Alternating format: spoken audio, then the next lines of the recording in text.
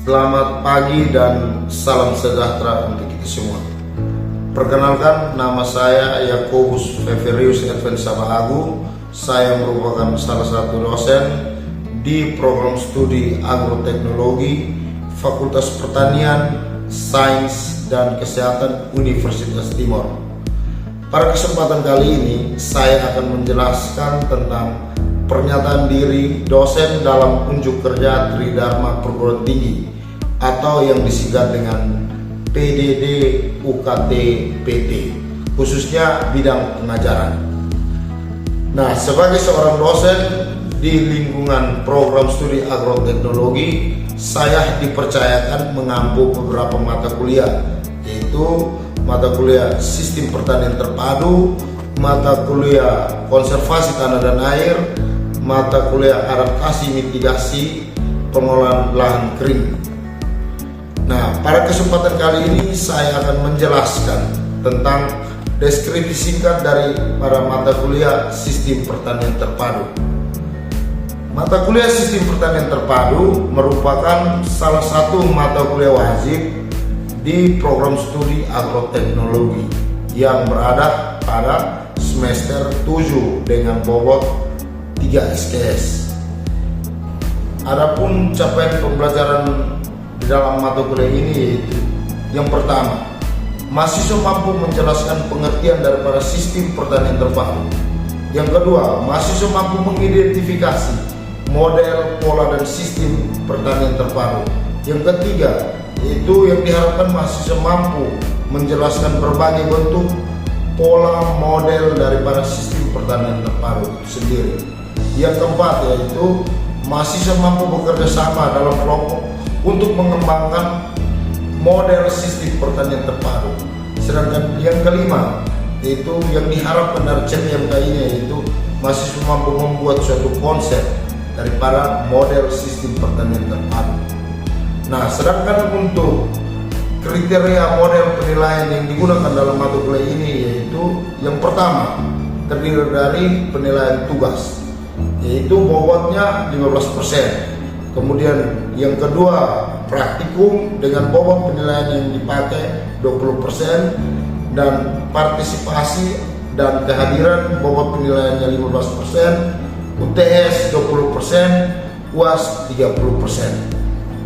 Adapun proses perkuliahan saya di kelas dapat disaksikan lewat cuplikan video berikut ini. Terima kasih. Baik, selamat siang semua. Hari ini kita lanjut tentang pertemuan kita minggu lalu. Jadi hari ini sesuai dengan rencana pembelajaran kita akan memulai dengan topik pembelajaran tentang agroforestry.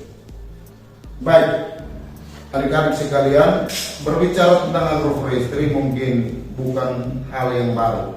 Sebenarnya ini istilah asing tetapi praktek lama. Mungkin dari adik-adik ada yang pernah mendengar dari berbagai sumber referensi atau dari berbagai media massa tentang istilah daripada agroforestry. Adakah? Ada. Baik, silakan. Jadi baik, agroforestry merupakan sistem penggunaan lahan secara terpadu yang mengkombinasikan pepohonan dengan tanaman pertanian atau hewan ternak yang dilakukan secara bersama-sama di satu lahan yang sama. Baik, terima kasih. Mari kita berikan aplaus. Jadi itu tentang pendapat teman kalian. Mungkin ada yang lain lagi. Silakan.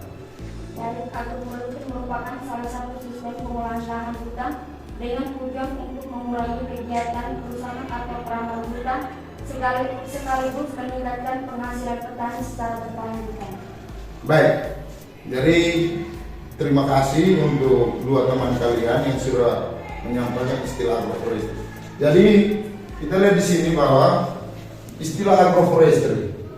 Jadi agroforestry berasal dari dua kata, yaitu agro dan forest. Artinya apa? Bahwa di dalam definisi agroforestry ini memadukan dua unsur atau dua komponen utama. Ada pertaniannya dan ada kehutanan. Artinya bahwa agroforestry menitik beratkan pada pola dan jenis. Nah, itu kita sampai di sini dulu untuk pemahaman definisi daripada agroforestry. Jadi inti daripada agroforestry adalah keterpaduan beberapa jenis. Baik, sampai sini bisa diterima? Bisa.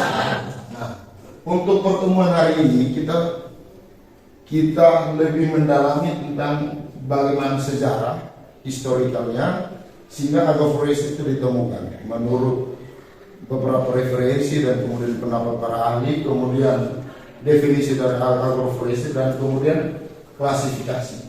Nah, di klasifikasi kita akan secara detail kita melihat tentang dasar penentuan klasifikasi. Jadi agroforestry ini adalah model besar. Di dalam agroforestry itu ada pola. Nah, kemudian kita akan kaitkan tentang kira-kira bagaimana model agroforestry yang ada di wilayah timur atau wilayah lahan kering sesuai dengan ciri khas kita lahan kering. Kira-kira model spesifiknya seperti apa? Jadi itu berdasarkan referensi dan hasil-hasil riset yang coba kita padukan dalam pembelajaran kita hari ini.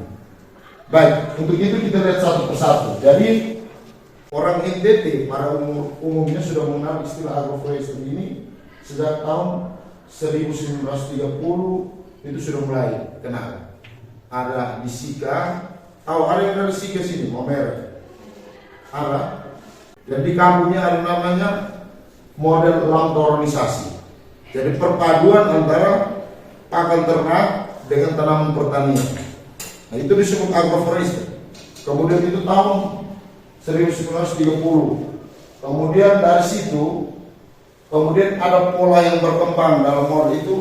Orang barat atau peneliti barat itu mereka sebut dengan alekropi atau orang sebut sistem pertanaman lorong. Nah, ini dia punya konsep tata ruang secara kompleks tentang model agroforestry. Jadi ada stratifikasi dari tingkatan yang paling tinggi ini pohon. Nah, kalau pohon berarti masuk dalam jenis yang mana? Forest. Nah, ini yang paling tertinggi. Kemudian stratifikasi yang kedua, ketiga terus sampai orang bilang jenis cover crop atau tanaman apa? Tanaman penutup. Kalau bahasa Dawang kita sebut tanaman tuh. Kalau orang Dawang sesuai dengan lokal name kita orang bilang tanaman tuh, cover crop. Nah, ini konsepnya. Nah, dari sini biasanya orang timur mempraktikkan dalam ritus tani masyarakat timur dengan model kebun. Jadi di rumah, samping rumah, kalau bahasa sehari-hari orang bilang pekarangan itu. Tahu pekarangan? Kebun. Jadi orang timur ada bangun rumah, ada kebunnya juga di samping. Ya, seperti ini. Jadi yang kita ingin desain adalah konsep seperti ini supaya terbangun konsep ekologis. Kalau dalam konsep ekonomi sudah terbangun, otomatis siklus haranya atau iklim mikronya akan terbentuk secara baik.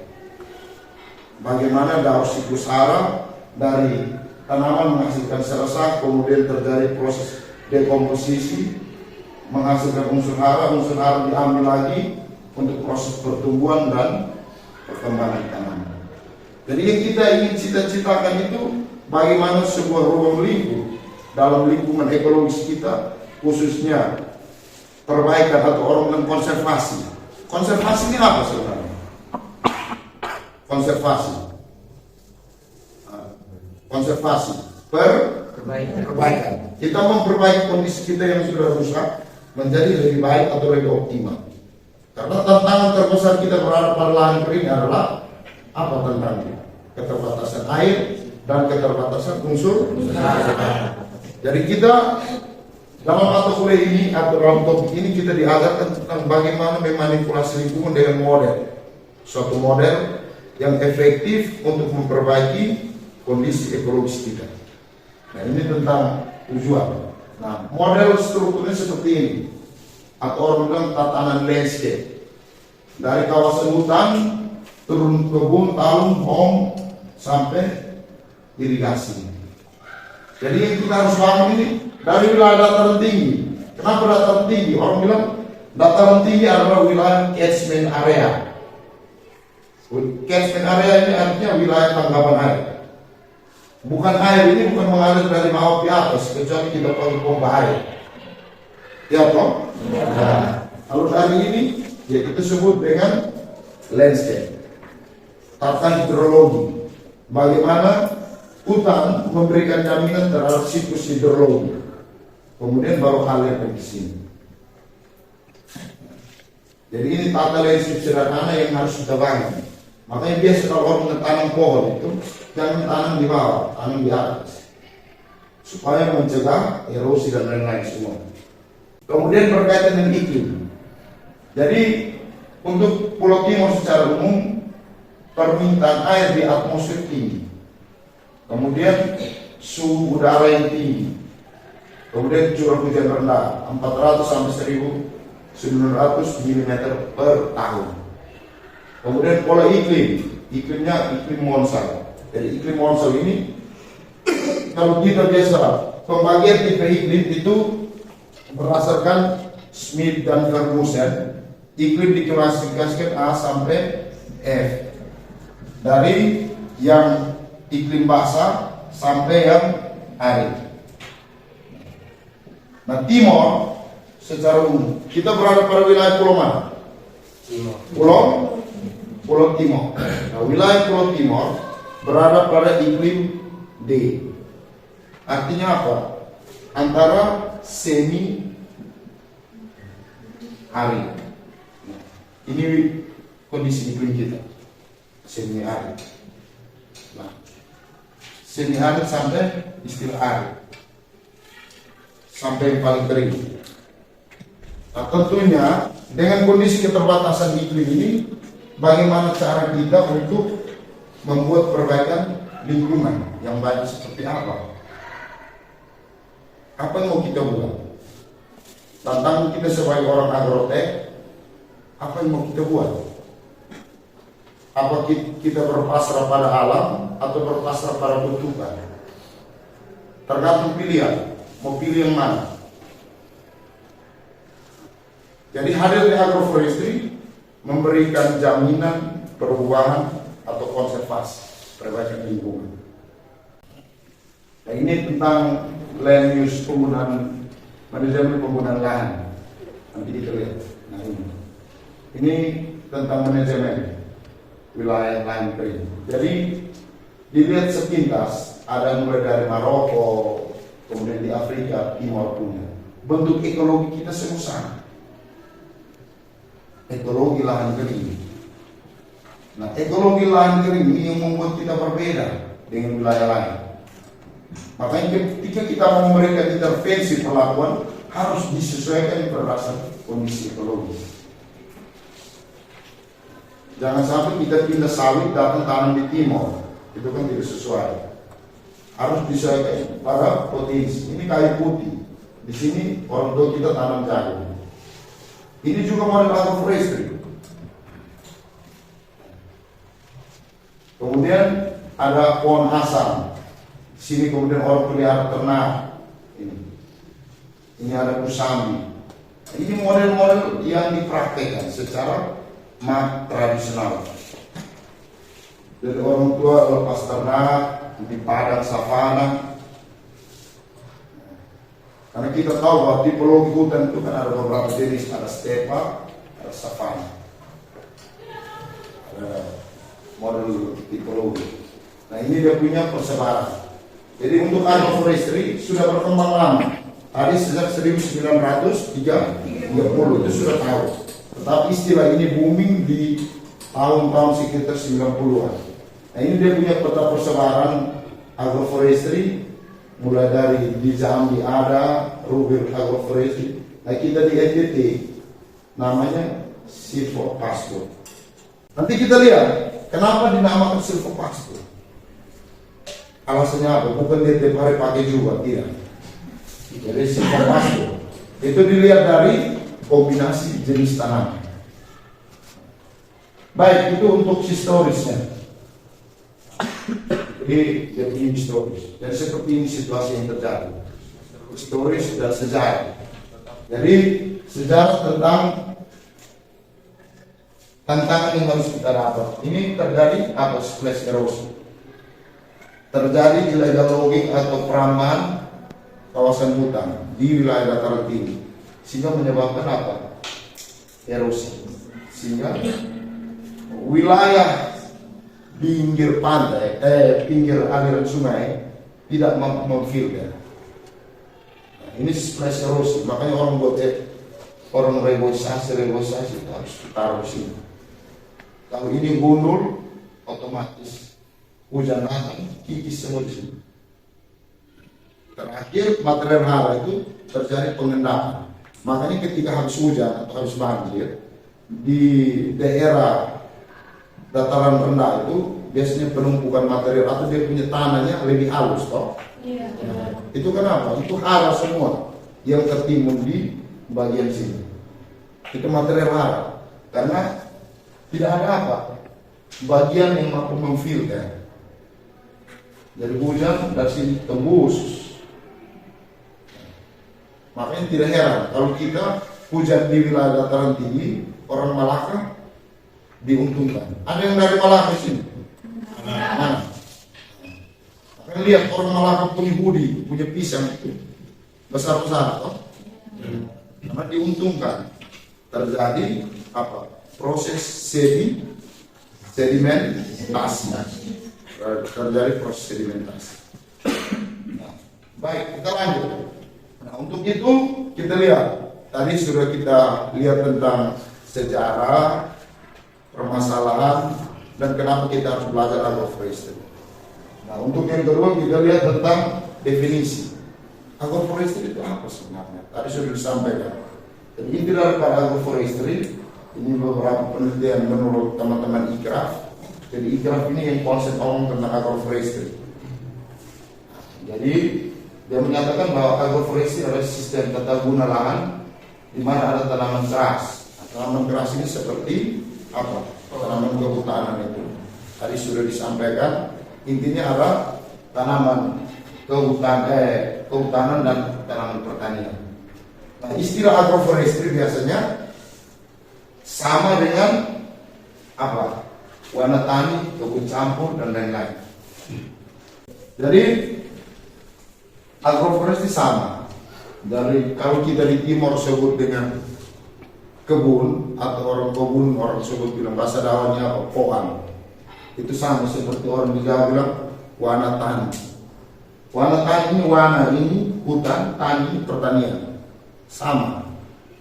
Tergantung daripada penyebutan saja. Dari sini ada istilah forest garden atau kebun hutan, atau kita di timur bilang pekarangan itu sama. Baik, nah inti daripada agroforestry itu apa? Adanya interaksi antara komponen secara ekologis dan ekonomis. Keunggulan dari agroforestry yang di sini ada interaksi ekologis dan ekonomis. Jadi kita bisa menerapkan model agroforestry untuk memperbaiki kondisi lingkungan dan juga untuk peningkatan ekonomi masyarakat. Itu keuntungan. Baik, ini untuk definisi. Tadi sudah dijelaskan teman berdua tentang definisi. Saya kira sudah paham dan itu untuk penjabarannya. Jadi ini beberapa istilah yang diberlakukan di beberapa wilayah sama semua. Sama semua. Baik. Nah, definisi ini dia titik berat kenapa? Tadi sudah saya sampaikan. Titik berat daripada agroforestry itu ada dua. Apa dan apa? Ekologis dan ekonomis. Itu dua yang harus diingat. Jadi ada interaksi di sini. Ada interaksi ekologis dan ekonomis. Nah, kriterianya seperti apa? Kita masuk poin yang ketiga tentang kriteria. Nah, kriterianya itu lihat dari struktur. Kalau struktur itu sama dengan apa? Jenis. Sama dengan apa? Jenis. Kira-kira jenis-jenis apa yang ada di dalam? Ingat bahwa prinsip daripada agrofree ada interaksi ekologis, kemudian ekologis, ada interaksi ekologis dan ekonomis. Kemudian dia ada terdiri dari beberapa jenis. Ada tanaman pertanian dan kehutanan, itu agroforestry. Tadi saya sudah katakan bahwa agroforestry dan tumpang sari berbeda. Kalau tumpang sari satu jenis, artinya tanaman horti semua. Horti ini sayuran, misalnya sayur kangkung, picai, sayur kol, kemudian padi, itu masuk agroforestry. Masuk tumpang sari. Sedangkan agroforestry ini ada tanaman pertanian kehutanan. Bisa dipahami sampai sini? Bisa. Baik, saya berikan soal. Misalnya ini, kebun A, B, dan C. Kebun A misalnya, petani A menanam ada padi, kemudian mahoni, kemudian untuk kebun B misalnya jagung, sawi, kemudian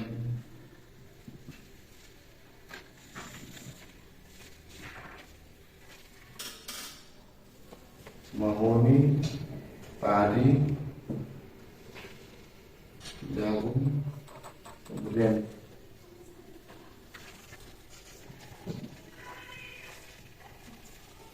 mahoni, padi, jagung, dan pakan ternak.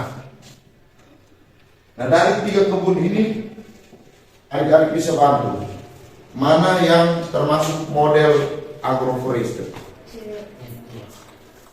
Yang mana? Angkat tangan. Siapa? Siapa bisa berkomentar? Silakan. Yang menjadi tanaman agroforestry itu C. Kebun C. Terdiri dari apa-apa? Mahoni, padi, jagung, dan pakan ternak. Pakan ternak. Ya. Ada yang pernah bertanya? Ini tadi kebun C. Ada pernah bertanya? Baik. Tadi yang sudah disampaikan dari sini yang benar itu agroforestry itu yang C dan A. Karena apa? Ada terdiri dari beberapa komponen. Beberapa komponen ini. Baik, kita lanjut. Nah, untuk itu di sini pada model. Nah, untuk model-model agroforestry ini ada 4. Ada agro-silviculture, silvopastor, agro-silvopastor, dan silvoforestry. Nah, tadi sudah saya sampaikan bahwa dasar penentuan model-model ini berdasarkan komposisi jenis dan tujuannya. Nah, berbicara tentang agro-silviculture berarti ada pertanian dan kombinasi antara tanaman pohon-pohon dan tanaman pertanian. Sedangkan silvopastor kombinasi antara pohon-pohon dengan pakan ternak. Sedangkan silvoforestry adalah kombinasi antara pohon-pohon yang terdapat kegiatan perikanan dan lewat. Baik. Jadi ini model-modelnya. Baik. Nah, ini seperti ini. Agro-silviculture, silvopastor, agro-silvopastor, silvofishery, dan silvoapiculture. Ini dia punya model. Baik. Nanti kita lihat dia punya model-modelnya untuk tanpa pengaturan. Ada trees along border, alternatif strip atau electropic random mixture. Nah, ini nanti tugas untuk adik-adik, silakan menjelaskan tentang keempat model ini. Jadi untuk tugas pertemuan kita minggu depan ya, bisa tidak? Jadi kita akan lihat sama-sama tentang ini 4 model. Jadi 4 model. Jadi ini yang nanti kita praktekkan. Model seperti ini. Baik, mungkin sampai sini ada pertanyaan, silakan. Ada pertanyaan? Silakan. Di sini saya bertanya, yang melanggar prinsip itu apa? Baik, baik, terima kasih. Jadi yang pertama kita harus tahu dulu definisi dari para agroforestry itu apa tadi? Adanya kombinasi. Keunggulan dari para agroforestry adalah adanya kombinasi. Artinya apa? Petani tidak hanya memanen satu jenis tanaman. Kemudian dari itu dalam aspek ekonominya, aspek ekologis dengan adanya variasi jenis tanaman yang tinggi, otomatis memberikan keberlanjutan atau perbaikan ekologis, menjamin ketersediaan unsur hara dan siklus hara tetap terjaga. Jadi itu keuntungannya. Ada pertanyaan lain? Baik, silakan. Bagaimana dasar dalam menentukan model agroforestry? Baik, baik. Tadi sudah saya sampaikan ya, dasar penentuan agroforestry. Sudah toh? Sudah. Nah, ada yang bisa bantu. Dasarnya apa? Dasar penentuan. Dilihat dari apa? Hah? Dilihat dari apa? Struktur. Atau orang bilang namanya komposisi jenis. Oh, dia di kebun A tadi seperti ini tugas. Kebun A jenis A, B, C dan D. Tapi prinsipnya kita tahu bahwa agroforestry itu harus ada beberapa jenis, tidak boleh satu jenis. Beberapa jenis, intinya itu. Baik, mungkin itu saja yang kita sampaikan hari ini. Saya harap cukup ya. Baik, kalau cukup mungkin kesimpulan daripada perkuliahan kita hari ini bahwa agroforestry merupakan suatu model lama, istilah baru. Agroforestry ini merupakan penggabungan antara beberapa jenis komoditi di dalam satu unit lahan secara bersamaan. Dasar kita menentukan model agroforestry adalah dilihat dari komposisi. Nah, prinsip yang paling utama adalah adanya keberlanjutan ekologis dan ekonomis. Itu prinsipnya. Nah, baik, mungkin itu saja. Nanti materinya dan tugas akan saya sampaikan. Dan minggu depan tolong nanti masing-masing orang download jurnal ini sebagai referensi untuk proses perkuliahan kita. Tugas silakan nanti saya buka di dalam aplikasi Siakat. Silakan adik-adik login di akun Siakat masing-masing. Tugas itu sudah saya sampaikan. Jadi tugas yang pertama tentang apa tadi? Model ya? Nah, dan tugas yang kedua adalah tentang jurnal yang kita pakai untuk referensi kita. Mungkin saya sampaikan sebentar. Ini tugasnya kita untuk minggu depan. Silakan di review jurnal. Review jurnal ini referensi mata kuliah berkaitan dengan identifikasi model agroforestry tradisional di Pulau Timor. Ada 2 jurnal. Semua sudah saya kirim ke link Siakat masing-masing dengan materi lengkap. Baik. Untuk itu mungkin pertemuan kita batasi sampai sini dan terima kasih untuk semua.